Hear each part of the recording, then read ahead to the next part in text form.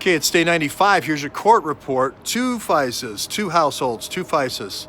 2 FISAs were rejected, not one. Originally it said when Judge Contreras first comes on the FISA board around May 15th, they try a fast one on him. They try to dogpile him with a whole bunch of FISAs, and he rejects it.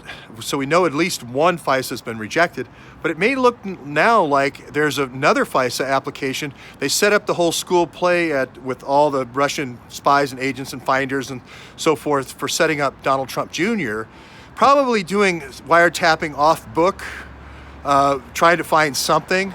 And then they get Veselnitskaya and Akhmetshin to say something, and then they try for another FISA, and they're not successful.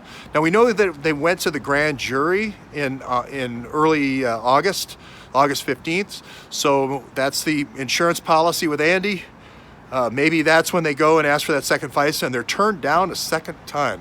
So now there's this guy named Hal Turner. He's a lot of things. He's a radio host. He's been accused of being a white supremacist. He's been accused of threatening federal judges. He's also said that he used to be an informant for the FBI, and he said those things I just mentioned were his job. At JTTF, his job was to say really wild, wacky, threatening things to get other people to say wild, wacky, threatening things to get them in trouble, and it very much fits into Andy McCabe's MO. So we don't know who quite to believe, but he is at realhalturner.com. He's still a radio host in New York City. Be a great person for someone who had a YouTube channel to interview in New York City, I think. A suggestion, wink, wink. But we'll see that he came out with this story that said Obama signed the dotted line on August 28 with the hot chalupa in his lap. Remember, I say that the surveillance started much earlier, and that the surveillance package, or the intelligence brief, the presidential daily brief, was dropped in Obama's lap like a hot chalupa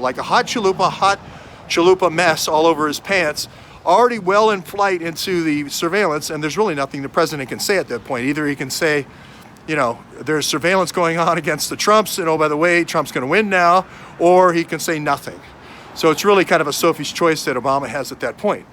But anyway, we need to find out if this @real Hal Turner is fair dinkum, as they said in Australia, or not. And we need to find out who at GCHQ is actually the person. Was it Hannigan? Who was it at GCHQ that approved and received that original order on August the 28th from Obama, if indeed Obama did sign it? If you remember the chronology, then November the 17th, there's another renewal by Susan Rice to renew the surveillance until February the 15th. We don't know if it kept going, if the surveillance kept going, but Comey then goes to the White House and does the hiding behind the curtains thing, leaking to the New York Times. So we're thinking that was kind of yet another last-ditch effort, and there was only 2 sets of 90-day surveillance. We do know from Mike Rogers' testimony, that Admiral Rogers at NSA, that that is the periodicity of the NSA approvals or FISAs. So we'll see what happens over the next few days. Tweet out to @real Hal Turner to drill down on this story.